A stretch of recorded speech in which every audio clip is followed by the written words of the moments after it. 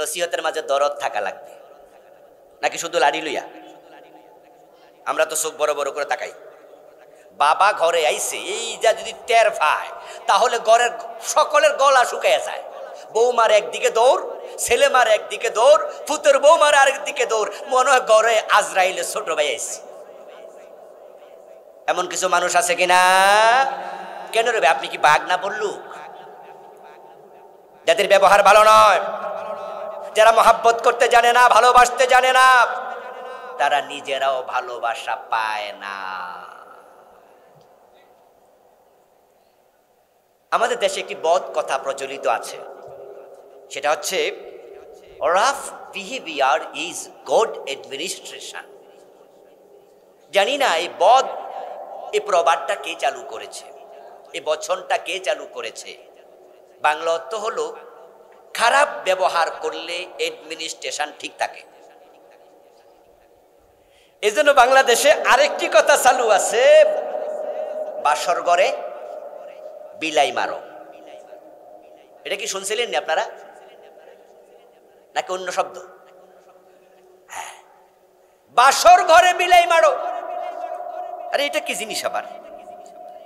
এটা হচ্ছে বাসর ঘর থেকে বউয়ের সাথে এমন শক্ত আচরণ করবা বউ যেন ডরে সোজা হয়ে থাকে। তো এখন বাসর ঘরে কি বউরে মারা যাবে?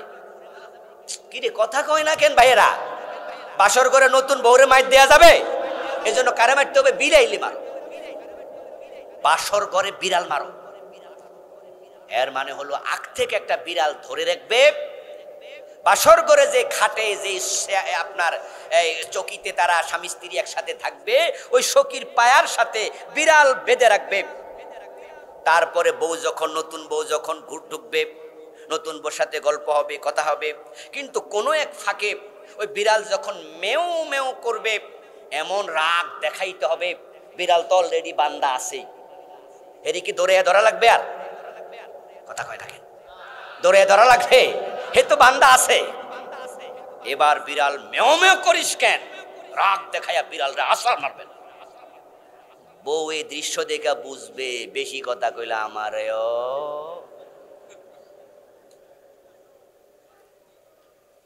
মানে বউ বুঝবে আমার জামাই তো সিরিয়াস জামাই, হিটলার জামাই, ও তো দারুণ মেজাজি, বাবা রে বাবা, বাবা কই বিয়ে দিল। এখন কি বউ বাসর করে কইতে পারবে বিয়া থুক্কু? কিরে ভাই কথা কয় না কেন? কইতে পারবে যে বিয়া যেটা করছিলাম এটা থুক্কু? ইজাব কবুল তো শেষ, এখন যাইবো কই? যাওয়ার যেহেতু জায়গা নাই, বউ সোজা হয়ে থাকবে। তাই বাজে প্রবাদ বানাইছে, খারাপ ব্যবহার কখন উত্তম অ্যাডমিনিস্ট্রেশন হয় না। ভালোবাসা দিয়ে বিশ্ব জয় করা যায়, জুলুম করে নিজের বউয়ের মনও পাওয়া যায় না। আমার নবীজি ছিলেন মদিনার প্রেসিডেন্ট 10 বছর।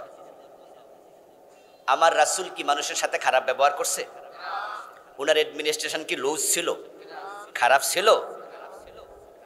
বরং সাহাবী বলেছেন, মা রাআইতু আহাদান আকসারা তাবাসসুমান মিন রাসূলিল্লাহি সাল্লাল্লাহু আলাইহি ওয়াসাল্লাম। সাহাবী বলছেন, রাসূলের সাহাবী, আমি প্রিয় নবীকে এত বেশি মুস্কি হাসি দিতে দেখতাম, নবীজির মতো এত মুস্কি হাসি দিতে কাউকে দেখি নাই। মা আয়েশা সিদ্দিকা রাদিয়াল্লাহু তাআলা আনহা বলেছেন, আমার রাসূল কোনদিন কোন মানুষের গায়ে হাত দেন নাই, মা কাউকে মারেন নাই।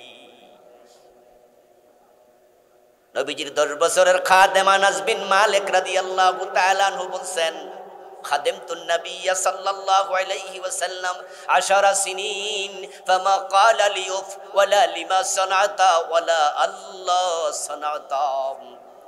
আমি নবীজির 10 বছরের খাদেম ছিলাম। আমি প্রিয় নবীকে 10 বছরে কোনোদিন আমাকে কেন করো নাই, কেন করেছ, এই প্রশ্নটাও করতেন না, করেন নাই। কত কাজ করতে বলছে আমি ভুলে গেছি, করি নাই। কত কাজ করতে মানা করছে, কিন্তু আমি করে ফেলছি, ছোট্ট ছিলাম, আমি বাচ্চা ছিলাম। কিন্তু আমার রাসূল কেন করেছ এই কথাটাও কোনোদিন বলে নাই। ব্যবহার হবে ভালো, সন্তানদের সাথে মিশবেন, তাদের উত্তম অভিভাবক, উত্তম বাবা, উত্তম বন্ধু হবেন, নিজের স্ত্রীকে ভালোবাসবেন, তাদের সাথে অত্যন্ত উত্তম আচরণ করবেন। ওয়াশিরুহুন্না বিল মারুফ, আল্লাহ কোরআনে বলে স্ত্রীদের সাথে সর্বোত্তম ভাবে এক ঘরে বসবাস করো।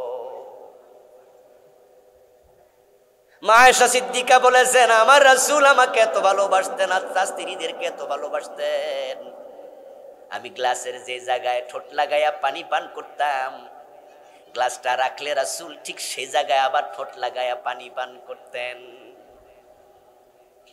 আমার রাসূল আমাকে আমাদেরকে এত ভালোবাসতেন, মাঝে মাঝে আমরা হাড্ডি চিবাইয়া গরুর গোস্ত, গরুর মাংস, আপনার মুরগির গোস্ত খাচ্ছি, হাড্ডিটা চাবাইয়া রাখলাম, চুষে রাখলাম, কিছু হাড্ডি আছে আমরা শসা দিয়ে রেখে দিই, ঠিক না? কি কথা কয় না কেন ভাইয়ারা? শসা দিয়ে রেখে দেই না? মা আয়েশা বলে আমি দেখতাম মাঝে মাঝে আমার রাসূল ওই হাড্ডিটা মুখে লাগাইয়া আবার চুষতেন। লোকমান আলাইহিস সালাম সন্তানকে 10টার বেশি নসিহত করলেন, তার মাঝে আমি আজকে বলবো 1 নাম্বারটা। ক্লাসে 10 জন ছাত্র যদি থাকে, সবচেয়ে ভালো ছাত্রের রোল নাম্বার কত? তাহলে যেটা সিরিয়াল 1 এটার গুরুত্ব একটু বেশি। এখন 1 নাম্বারটা হলো ইয়া বুনাইয়া, ও আমার কলিজার টুকরা ছেলে, লা তুশরিক বিল্লাহ, আল্লাহর সাথে কখনো শিরিক করিও না। ইন্নাশ শিরকা লাযুলমুন আযীম, এটাকে সবার আগে উপস্থাপন করার কারণ এবার বলছে, কারণ হলো শিরিক হলো সবচেয়ে বড় অপরাধ, শিরকের মতো বড় কোনো গুনাহ নেই। ঠিক আজকে আমার 14 গ্রামের ভাইদেরকে, আমার শ্রীপুরের ভাইয়েরা, কাশীনগরের ভাইয়েরা, শুভপুরের ভাইয়েরা, মিয়াবাজারের ভাইয়েরা, এখানকার লোকেরা তো আমরা আসছি, ঠিক না? আপনারা আমার আপনজন, আপনাদের সাথে আমরা অনেক দিন কথা বলতে পারি নাই, 1 বছর 1 যুগের বেশি আমাকে কোরআনের কথা এই জমিনে বলতে দেয় নাই। আপনাদের এখানে একটা গ্রাম আছে, আসছিলাম ওইদিকে, কোথায় জানি, ওই যে মাদ্রাসা শরীফপুর, শরীফপুর শরীফপুর শরীফপুর আমাদের মহতারাম মাওলানা মনিরুল ইসলাম ভাই, ওনার মাদ্রাসা আছে, ওখানে মনে 2 বার আসছিলাম, আর আসতে দেয় নাই। আপনাদের এই শ্রীপুরের কলা বাগানের পাশে মনে হয় মাহফিল নিয়েও আর করতে পারে নাই, পোস্টারিং করছে, তারপরও দেয় নাই। কলা বাগান বাজারে